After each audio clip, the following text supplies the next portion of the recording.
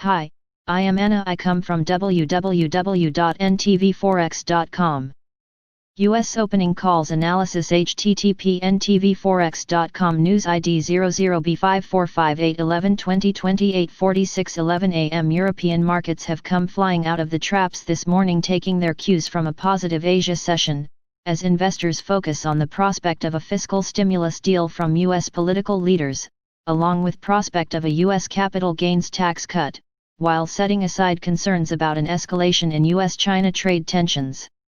The oil and gas sector is leading the way on the FTSE 100 led by BP and Royal Dutch Shell, while on the DAX carmakers are having a strong session led by the likes of BMW and Volkswagen, on reports of higher than expected auto sales in China in July.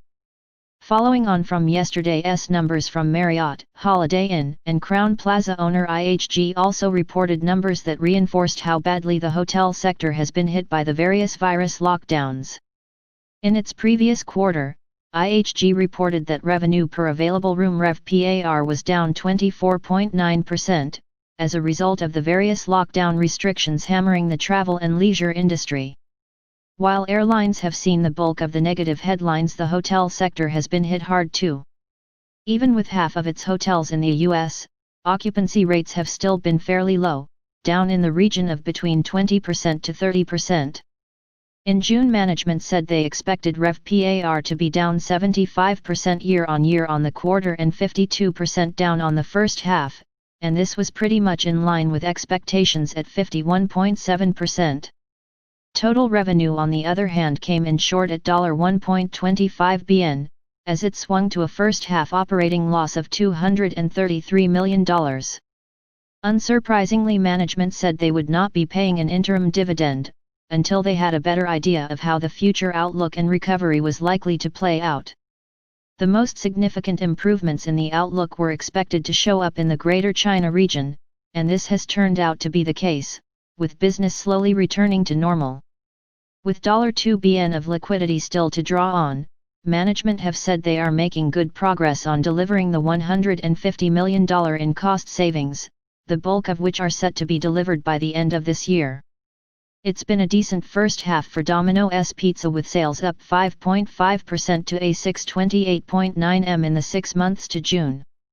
Profits, on the other hand, were slightly lower, down 4.6% to a $47.6 million, as higher costs weighed on margins. This shouldn't have been a surprise in terms of costs, given that for a while Domino's had to bear the higher costs of a delivery-only service.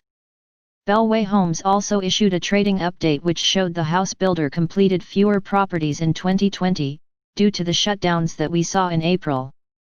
While completions fell to 7,522 from 10,892 the previous year, the company's order book rose by over a $500 million to a $1.76 billion. The company didn't provide any revenue or profit guidance, due to the ongoing uncertainties around the economic outlook, and also declined to say when it would resume the dividend.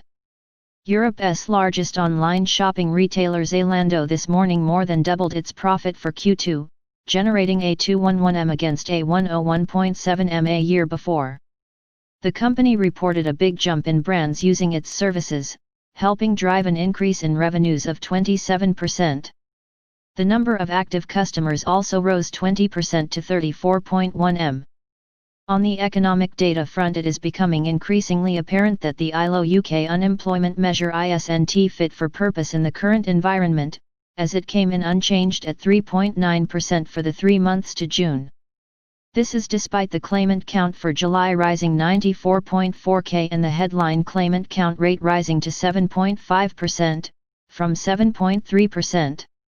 More importantly, the latest data showed that another 220k jobs were lost in the 3 months to June, bringing the total number of positions lost since March to 730k. In the second quarter of this year, the number of hours worked also fell sharply by 191.3 m, no real surprise given the total lockdown in April and residual lockdown effects as the economy started to reopen in May and June. While these numbers are quite alarming, that number still doesn't include the millions of people currently on furlough, all of whom may not have a job to go back to when the scheme rolls off in October. Despite this bleak outlook, the pound has held up quite well, trading slightly firmer against the euro and US dollar. Gold prices have slid sharply overnight on the back of a firmer US dollar, and yields, as well as a brighter outlook for stocks. This decline isn't altogether that surprising given we've come off the back of a 9-week rally.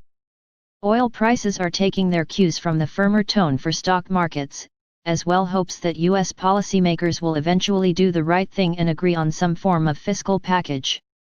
Brent prices also appear to be closing in on the 200-day MA, which could well act as some form of resistance on a short-term basis. US markets look set to continue where they left off last night with another positive open, with the S&P 500 seemingly intent on retesting its previous record highs from earlier this year, as investors mull the prospect of a US capital gains tax cut, along with any other stimulus measures. Dow Jones is expected to open at 27,791. S&P 500 is expected to open at 3,360. Subscribe our channel to receive the news as soon as possible. Thank you for watching. If you want to read real-time news, text messages to MT5 Expert Advisors page at https://mt5.expert.advisors.